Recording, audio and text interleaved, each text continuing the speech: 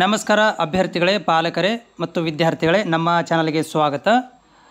ಇವತ್ತಿನ ಈ ಒಂದು ವಿಡಿಯೋ ಏನಿರುತ್ತೆ ಅಂತಂದರೆ ನಿಮ್ಮ ಒಂದು ಡೌಟ್ಗಳನ್ನು ಕ್ಲಿಯರ್ ಮಾಡುವಂಥ ವಿಡಿಯೋ ಇರುತ್ತೆ.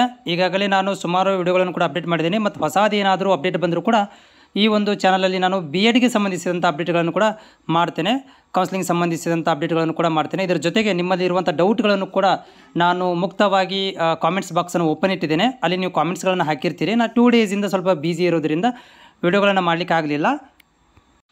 ನಿಮಗೆಲ್ಲರಿಗೂ ದೀಪಾವಳಿ ಹಬ್ಬದ ಹಾರ್ದಿಕ ಶುಭಾಶಯಗಳು. ಅಭ್ಯರ್ಥಿಗಳೇ, ನೀವು ನಮ್ಮ ಚಾನಲ್ಗೆ ಹೊಸಬರಾಗಿದ್ದರೆ ಚಾನಲ್ನ ಸಬ್ಸ್ಕ್ರೈಬ್ ಮಾಡಿಕೊಡ್ರಿ. ಸಬ್ಸ್ಕ್ರೈಬರ್ ಬಟನ್ ಫ್ರೀ ಆಗಿದೆ, ಸಪೋರ್ಟ್ ಮಾಡೋದನ್ನು ಕೂಡ ಮರಿಬೇಡಿ. ನಾನೀಗ ಡೈರೆಕ್ಟಾಗಿ ನಿಮ್ಮ ಕಾಮೆಂಟ್ ಬಾಕ್ಸಿಗೆ ಹೋಗ್ತೀನಿ, ಅಲ್ಲಿ ನೀವು ಹಾಕಿರುವಂಥ ಕಾಮೆಂಟ್ಸ್ಗಳನ್ನು ಓದ್ತೇನೆ. ಸರ್, ನಾವು ಕಾಲೇಜ್ ಯಾವ ಡಿಸ್ಟಿಕಲ್ಲಿ ಸೆಲೆಕ್ಟ್ ಮಾಡಿರ್ತೇವೋ ಆ ಡಿಸ್ಟಿಕ್ ವೆರಿಫಿಕೇಷನ್ ಸೆಂಟರ್ಗೆ ಚೂಸ್ ಮಾಡ್ಕೋಬೇಕಾ, ಅವ್ರು ಯಾವುದಾದ್ರೂ ಮಾಡಿದರೂ ನಡೀತಾ? ನೋಡಿ, ನೀವು ಅಪ್ಲಿಕೇಶನ್ ಹಾಕಬೇಕಾದ್ರೆ ನೋಡಲ್ ಸೆಂಟರ್ನ ಆಯ್ಕೆ ಮಾಡಿರ್ತೀರಿ. ನೋಡಲ್ ಸೆಂಟರ್ ಅಂತ ಯಾವ ಸೆಂಟರ್ ಆಯ್ಕೆ ಮಾಡ್ಕೊಂಡ್ರಿ ಅದು ನಿಮಗೆ ಗೊತ್ತಿದೆ. ಅಲ್ಲಿ ಹೋಗಿ ನೀವು ಡಾಕ್ಯುಮೆಂಟ್ ವೆರಿಫಿಕೇಷನ್ ಮಾಡಿಸ್ಕೋಬೇಕಾಗತ್ತೆ.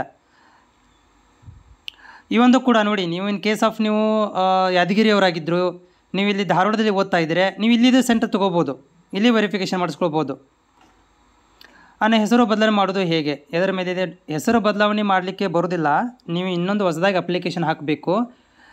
ಇಲ್ಲಿ ನೀವು ತಪ್ಪಾಗಿದ್ದರೆ ಪೇಮೆಂಟ್ ಮಾಡೋಕ್ಕೆ ಹೋಗ್ಬೇಡ್ರಿ. ಇನ್ನೊಂದು ಅಪ್ಲಿಕೇಶನನ್ನು ಹಾಕಿ ಅದಕ್ಕೆ ಪೇಮೆಂಟ್ ಮಾಡಿಕೊಡ್ರಿ. ಅದು ಏನಾಗುತ್ತೆ, ರನ್ನಿಂಗ್ ಆಗುತ್ತೆ.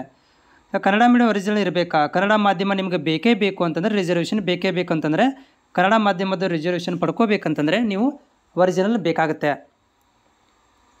ನೆಕ್ಸ್ಟ್ ಕಾಮೆಂಟಲ್ಲಿ, ಸರ್ ನಾನು ತುಮಕೂರು ಯೂನಿವರ್ಸಿಟಿ ಸೆಲೆಕ್ಟ್ ಮಾಡಿದ್ದೀನಿ, ಈಗ ಎಲ್ಲಿ ಹೋಗಬೇಕು ಈ ವೆರಿಫಿಕೇಷನ್ಗೆ? ನೋಡಿ, ವೆರಿಫಿಕೇಷನ್ ಆಯಾ ಜಿಲ್ಲೆಯಲ್ಲಿರುವಂಥ ಡಯಟ್ ಕಾಲೇಜ್ಗಳಲ್ಲಿ ಹೋಗಿ ವೆರಿಫಿಕೇಷನ್ ಮಾಡಿಸ್ಕೋಬೋದು. ನಿಮಗೆ ಸಮೀಪದಲ್ಲಿ ಯಾವ ಡಯಟ್ ಕಾಲೇಜ್ ಬರುತ್ತೆ ನೋಡಿ, ಆ ಕಾಲೇಜಿಗೆ ಹೋಗಿ ನೀವು ಡಾಕ್ಯುಮೆಂಟ್ ವೆರಿಫಿಕೇಷನ್ ಮಾಡಿಸ್ಕೋಬೇಕು. ಈ ಒಂದು ಕೂಡ ನೀವು ಅಪ್ಲಿಕೇಶನ್ ಹಾಕಬೇಕಾದ್ರೆ ಅಲ್ಲಿ ನೀವು ನೋಡಲ್ ಸೆಂಟರ್ ಅಂತ ಸೆಲೆಕ್ಟ್ ಮಾಡಿರ್ತೀರ. ಯಾವ ನೋಡಲ್ ಸೆಂಟರ್ ಸೆಲೆಕ್ಟ್ ಮಾಡಿದ್ದೀರ ಅದು ನೋಡ್ಕೊಳ್ರಿ. ಅಲ್ಲಿ ಹೋಗಿ ಡಾಕ್ಯುಮೆಂಟ್ ವೆರಿಫಿಕೇಷನ್ ಮಾಡ್ಕೊಳ್ಳಿ.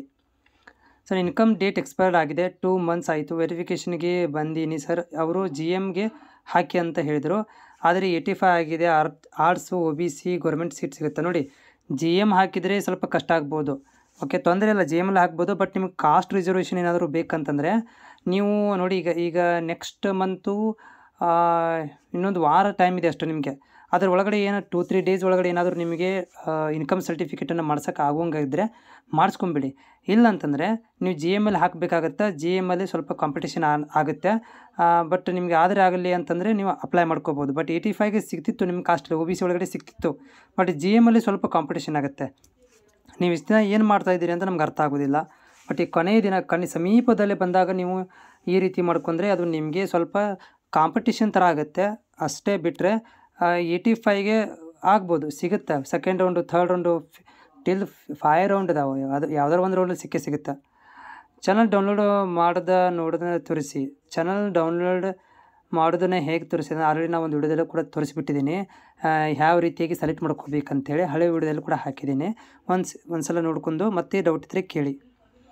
ಸರ್, ಅಪ್ಲಿಕೇಶನ್ ಹಾಕೋದಾದರೆ ಸೈಬರ್ ಸೆಂಟರ್ ಅನ್ನೋರು ರಿಸರ್ವೇಷನಲ್ಲಿ ಕನ್ನಡ ಮಾಧ್ಯಮ ಕೊಟ್ಟಿದ್ದಾರೆ. ಬಟ್ ನಾನು 1 to 7 ಮಾತ್ರ ಕನ್ನಡ ಮೀಡಿಯಮ್ ಓದಿದ್ದೀನಿ. ಇವತ್ತು ಎಡಿಟ್ ಮಾಡೋಕ್ಕೆ ಬರುತ್ತೆ. ನೋಡಿ, ಎಡಿಟ್ ಮಾಡೋಕ್ಕೆ ಬರೋದಿಲ್ಲ. ನೀವು ಡಾಕ್ಯುಮೆಂಟ್ ವೆರಿಫಿಕೇಷನ್ ಹೋದಾಗ ಅವರು ಮತ್ತೊಂದು ಸಲ ವೆರಿಫೈ ಮಾಡಿಕೊಂಡು ಅವರು ಅದನ್ನೇನು ಮಾಡ್ತಾರಪ್ಪ ಅಂತಂದರೆ ನಾಟ್ ಎಲಿಜಿಬಲ್ ಅಂದರೆ ಕನ್ನಡ ಮೀಡಿಯಮ್ ನಾಟ್ ಎಲಿಜಿಬಲ್ ಅಂಥೇಳಿ ಒಂದು ಸ್ಲಿಪ್ಪನ್ನು ಕೊಡ್ತಾರೆ. ಅಂದರೆ ನೀವು ರಿಸರ್ವೇಷನ್ಗೆ ಎಲಿಜಿಬಲ್ ಅಲ್ಲ ಅಂತ ಡಾಕ್ಯುಮೆಂಟ್ ವೆರಿಫಿಕೇಷನ್ದಾಗ ಅವ್ರು ಮಾಡಿ ಕೊಡ್ತಾರೆ. ನೀವು ಡಾಕ್ಯುಮೆಂಟ್ ವೆರಿಫಿಕೇಷನ್ ಹೋಗಿ ಅವ್ರಿಗೆ ಗೊತ್ತಾಗುತ್ತೆ. ವೆರಿಫಿಕೇಷನ್ ಮಾಡಿದಾಗ ರಿಜೆಕ್ಟ್ ಮಾಡಿಕೊಡ್ತಾರೆ. ಅಂದರೆ ನಿಮ್ಮ ಕನ್ನಡ ಮೀಡಿಯಮ್ ರಿಜೆಕ್ಟ್ ಮಾಡಿಬಿಡ್ತಾರೆ.